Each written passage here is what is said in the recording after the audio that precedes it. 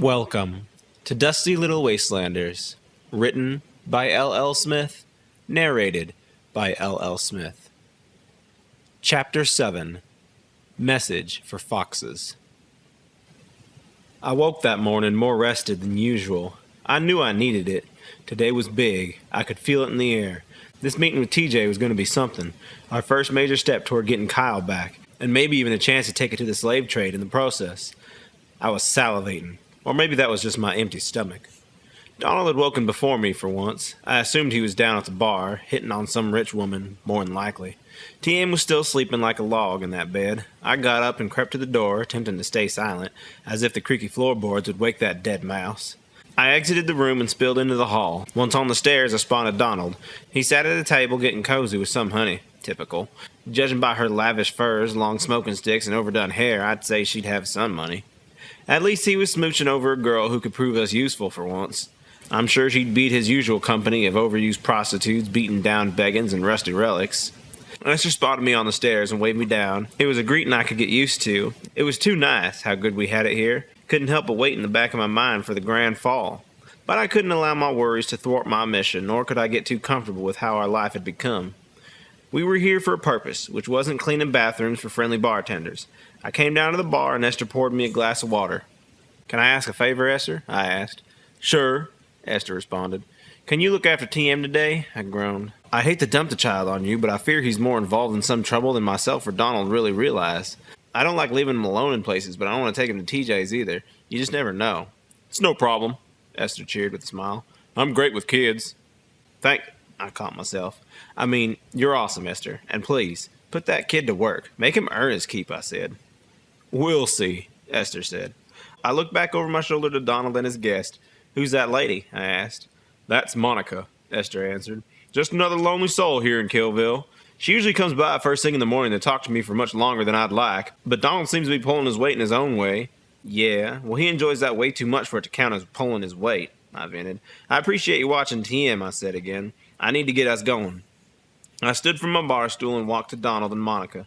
Donald had no idea I was headed their way. I slapped his shoulder to get his attention, but he didn't budge. Monica sure noticed. After she stopped engaging in his conversation, Donald finally gave me the time of day. "What gives?" he complained. "We have to go, man," I said.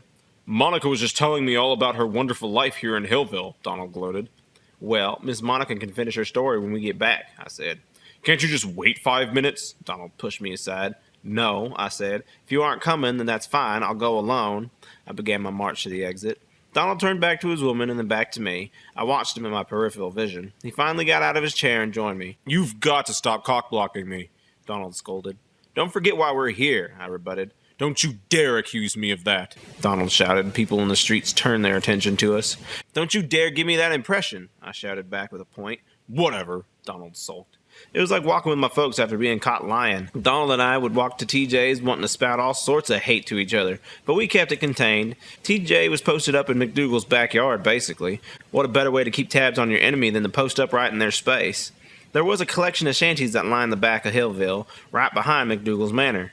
TJ operated at all these shanties simultaneously. It was rumored that he had begun building up something big to disrupt this slave trade. Whatever he had planned, I wanted in. We had to walk around McDougal's gated compound in order to reach TJ's shanties. We circled the manor, watching the guards with makeshift melee weapons, monitoring the shackled workers. The gardens surrounding the mansion were trimmed to perfection. I bet he had someone with hair scissors trimming at each branch. Today was lawn-shaving day, evidently. All the slaves pushed rotating blades through the grass, cutting it to equal lengths.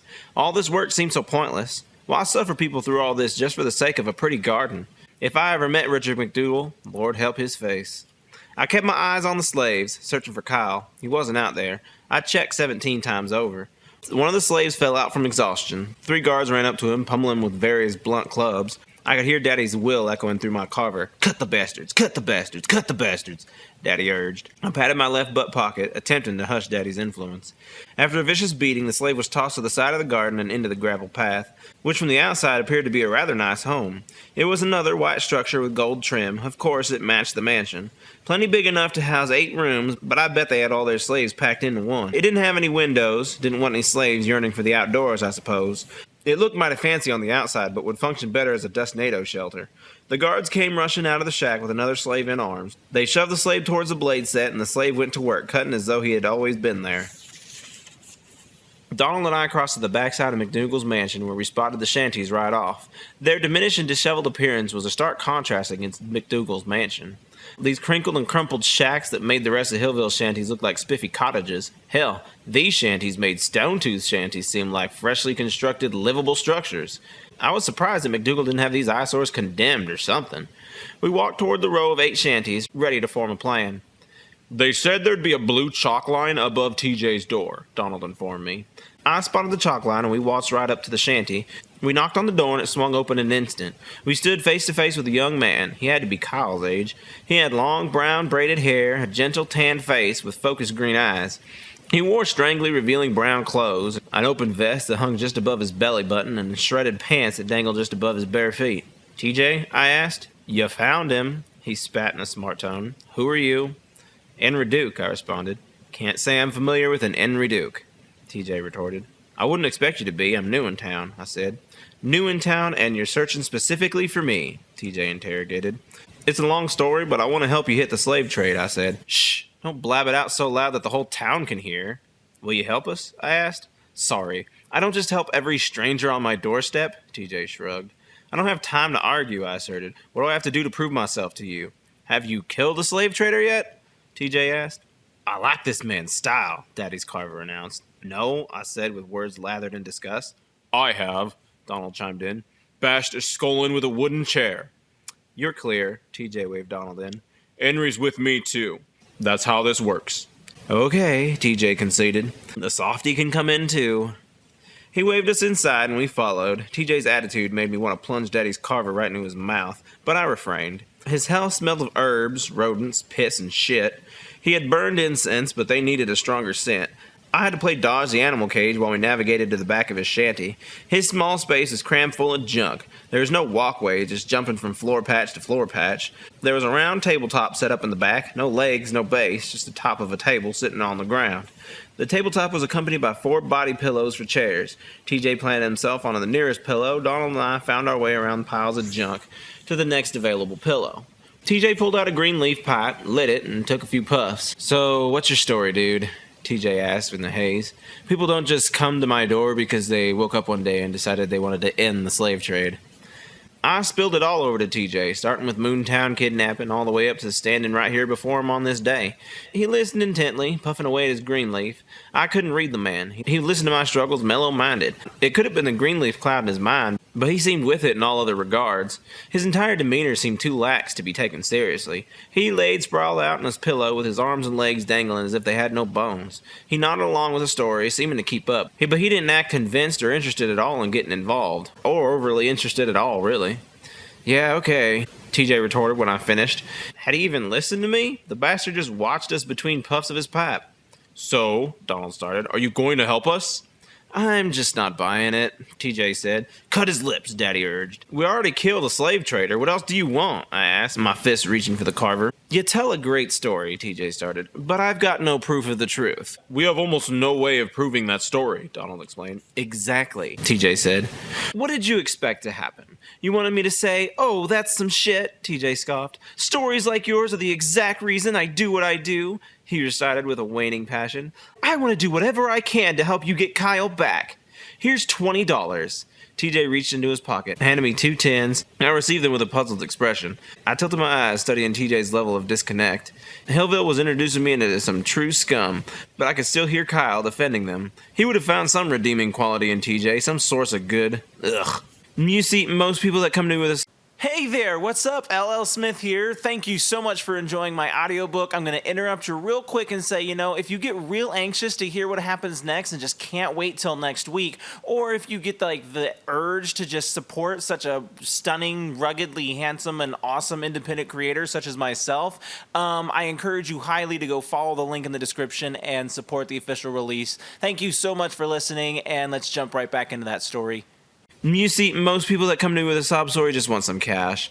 I'll discuss you with all my affiliates. I send out coded messages through messenger rabbits. If my affiliates determine you worth our time, be expecting a messenger rabbit coming your way.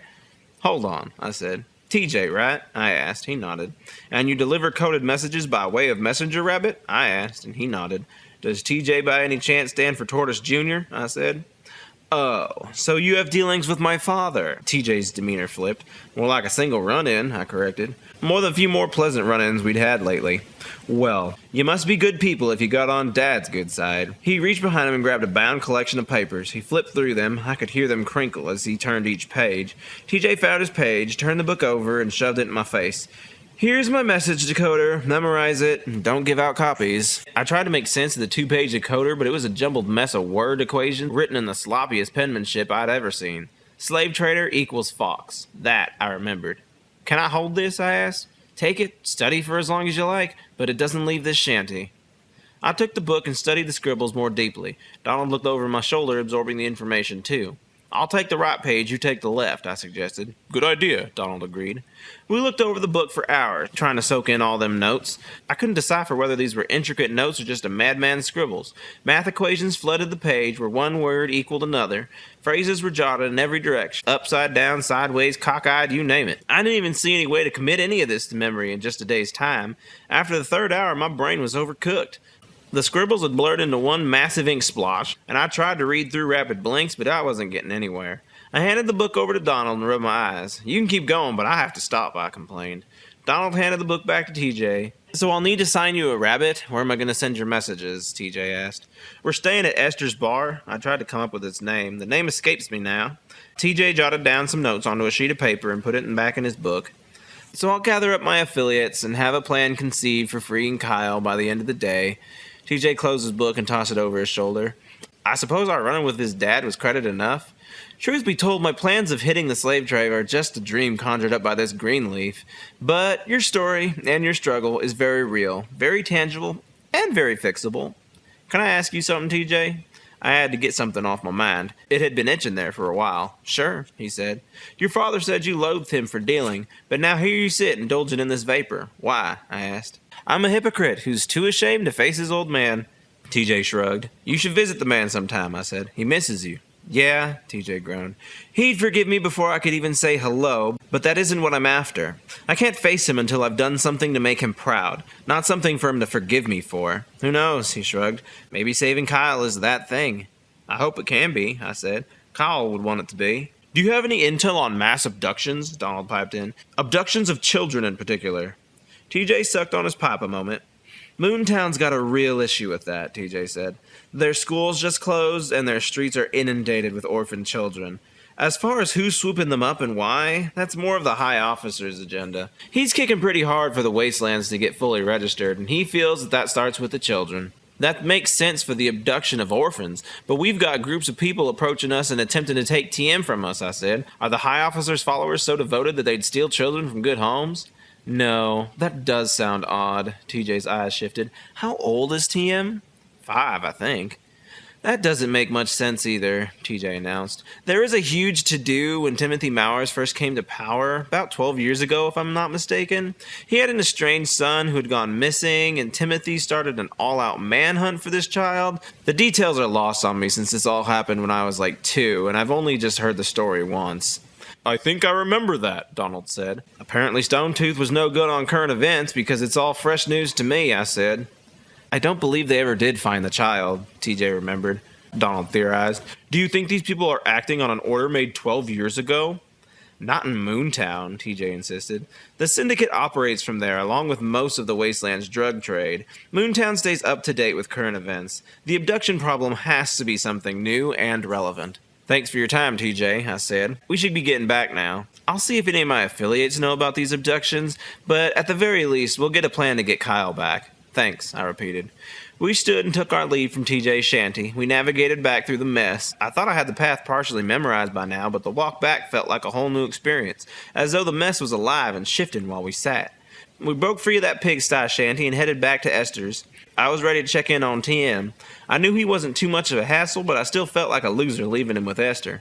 I couldn't tell which felt worse, excluding TM from this gathering or leaving Esther to look after him. Hey you, a voice called out from behind us. We turned to find a frumpy man standing outside of a shanty neighboring TJ's. His balding head shifted and his curled mustache wiggled with his lips. He was waving us back inside while shifting his head around. After a quick glance between each other, Donald and I decided to join this strange man. "I overheard the two of you talking to TJ." The man addressed us before we were within comfortable talking distance. "Yeah," I said. "You planning a rescue mission from McDougal's plantation?" "Yeah," I agreed. "You have to save my daughter Rita from his compound," the man demanded. "She was coming to see me, but has been abducted. I just know it." "Wait a second, man," Donald interjected, the irritation thick on his lips. "What's in it for us?" "What?" the man asked. "You're demanding that we stick our necks out to save your daughter in addition to Enry's brother. We'll need some incentive." "Of course," the man shifted nervously. He turned and slammed the door in our face. "He's off his rocker," Donald claimed. "Yeah," I agreed. "Say," I thought aloud, "that girl in front of us at the registration, wasn't her name Rita?" I thought back. "It was." Of course Donald remembered. "You think they nabbed her in registration?" I speculated. "If so, then Hillville is a whole new level of shitty," Donald announced. The man's door swung back open in our face. He shoved himself through the doorway, shifting his gaze around. He cradled something in his hands. I didn't care to know what. "Here." He opened his hand and presented us with a firing pistol. Now this was something I could get excited about. "It only has 5 killers loaded, but it should help you free Rita. And you can keep it too." The man waved it toward me. I snagged it and shoved it deep into my pocket, opposite to Daddy's Carver. The man slammed the door in our face and was gone again. Donald and I turned up with puzzled expressions and moved on. I was now armed with a major difference maker. Kyle's rescue felt closer than ever. We had a plan and the means to execute. I chalked it all up to a successful day. "As his loyal disciple," Donald fired up a sermon, "it is my duty to inform you that the Lord Hickafu does not tolerate the use of firing pistols. Pulling that trigger will ensure that the Lord will never be on your side again." "It's hard to believe that the King Harmafu has ever been on my side," I started. "He demonizes the use of firing pistols because the possession of such power changes a man to a god. Hintafu can't handle the competition." "Nothing good ever came from the end of a pistol." Donald reached. "Yeah? Well, I don't plan to do good things with this pistol," I concluded. We made our way back to Esther's bar as quick and as quiet as starving mice. We weren't keen on making a scene anyhow. Now that I was packing, being discreet was especially important. I already made a scene just being a wastelander and all. I didn't like how the town's eyes were glued to my every step. The firing pistol was stuffed in my pocket with a ragged black shirt draped over it.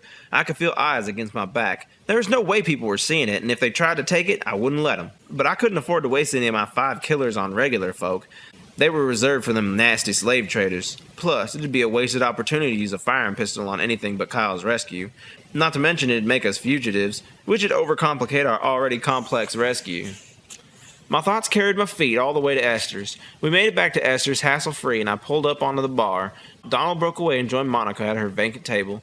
She was at the same table as she was this morning. Surely she hadn't just sat there and waited this whole time for Donald. That was an unimportant detail. My focus was on Esther, who approached me with a serious expression. "How did things go?" Esther asked. "Good. How about TM?" I searched for the little guy. Esther guided me with a point, and I found him serving drinks to some locals. "Say, Enry," Esther said, "have you ever seen that boy draw?" "No," I shook my head. "We don't have any pens and paper around most days." "Hold on a second." Esther halted me with an open palm. "You see this?" Esther went to the back room with the mops and returned with a couple of sheets of paper in his hands. "I was trying to find something fun to do, and he took a fancy to drawing, so I just let him do his thing." He spread the images on the bar. They're incredible, but also very disturbing. I studied the images. They were professional quality. Professional quality nightmare material, I might add. The first image was a cloaked man with a child in his arms. The child bore a striking resemblance to TM, and he dangled in his arms like a sack of potatoes. The second image featured another TM look-alike holding the hand of a decapitated woman who sat in an incredibly comfy-looking chair. I knew he hadn't forgotten to draw the woman's head because it lay on the ground beside the chair. The third image was a picture of us. I kneeled before TM with a friendly grin. It was the day I'd asked his name, right before the cannibals showed up too. Almost just as I remembered it, only with a single out-of-place detail. TM had a bloody knife held behind his back. From this perspective, Kyle would have been the only man to be able to see the knife. But Kyle held TM's other hand and didn't pay no attention to his back. Was this an accurate depiction of that day? If so, what was the significance of the bloody knife? And where had it ended up? I don't really know what to say about this. I studied them a bit longer. "I think drawing might be an alternate avenue of communication for TM, Esther suggested. "Okay, but why communicate these morbid things of all things?" I asked.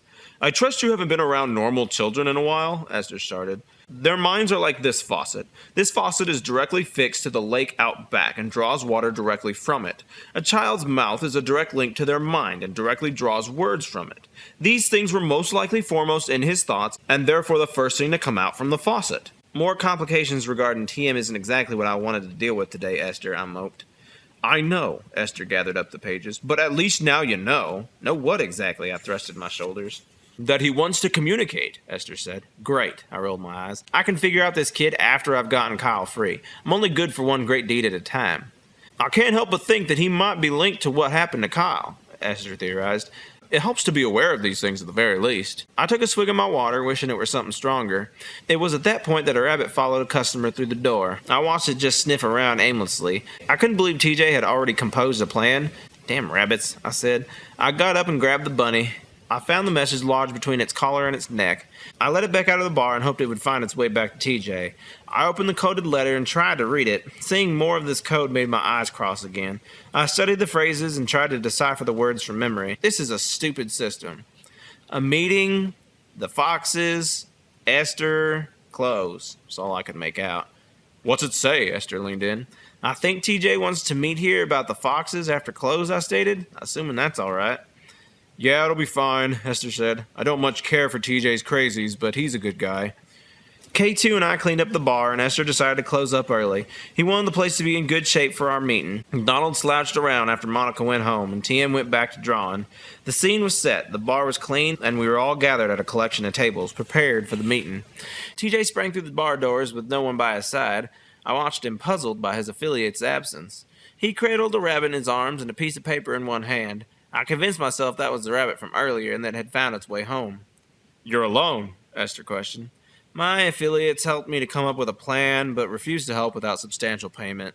Whatever, I dismissed them. So we'll need 5 people to make this plan work. TJ joined us at the table. I count as 1, so we'll need 4 more. Me, Donald, and TM make 3. I counted and turned to K2. Oh, hell yeah, I'll help. K2 bounced in his chair. Okay then, these are our 5 players. Please state your name as I point to you. TJ started with himself. TJ, then turned his point to me. Enry, I answered. Donald was next. The point, of course, came to TM. That's TM, I said. He doesn't talk. That'll be an interesting handicap to work around. TJ jotted down his name. And K2, K2 announced. Okay, so here's the game. TJ finished jotting down names and jumped into the plan. The auction is 3 days away. 2 people will have to be in the auction pretending to participate. A third will need to be dressed up as a slave, but not chained, of course. Persons 4 and 5 will serve as lookouts. If things go south, they'll be the ones to get us out of here. TJ set the stage. So our auction participants will cause a fuss at the last offer. During their distraction, our disguised individual will need to sneak onto the wagon and post up with all the sold goods. Once he's in place, the distractors will leave. The auction will finish up, and once finished, the wagon will be transported to the slave quarters where our man will be dropped off. He'll sneak through the place, free Kyle, and get the heck out. The remaining 4 of us will wait on the other end of the fence, ready to help their escape in any way we can. At any point during this auction, those posted as lookouts may have to do something drastic to get the heat off of us if we're discovered. TJ finished giving the details. I could prepare some fireballs to throw if things go south, Esther offered. That'd put the slaves being auctioned off in danger, as they'd be bound and unable to escape the flames, TJ warned. Yes, but the distractors will need something to distract with, K2 piped in. Maybe leave the fire bottles as an absolute last resort, TJ conceded. I'll be the one who goes in to save Kyle, I volunteered. And TM has the eyes of a starved vulture. He should be a lookout. I'm fairly certain I can create a masterful distraction, Donald volunteered. Me too, K2 volunteered. Well, there's our plan, TJ announced. The kid and me will play lookout while Donald and K2 are on distracting duty, allowing Enry to sneak into the slave wagon. Everyone clear on their role? TJ scanned the surrounding heads. We'll see how the plan plays out. TJ jumped from his seat and left. We watched him leave, a bit puzzled by his brief briefing. The night was old, and so were we. Everyone dispersed to their rooms and crashed for the night. The next 2 days would be prep for the auction. I wasn't sure what more preparations could be done, but I was sure something would come up. TM took the bed again. He continued with his ability to fall asleep in an instant. I thought he might miss stargazing, but he seemed to sleep better without it. Donald and I crashed on the floor again, ready for another sore muscle morning. End of Chapter 7.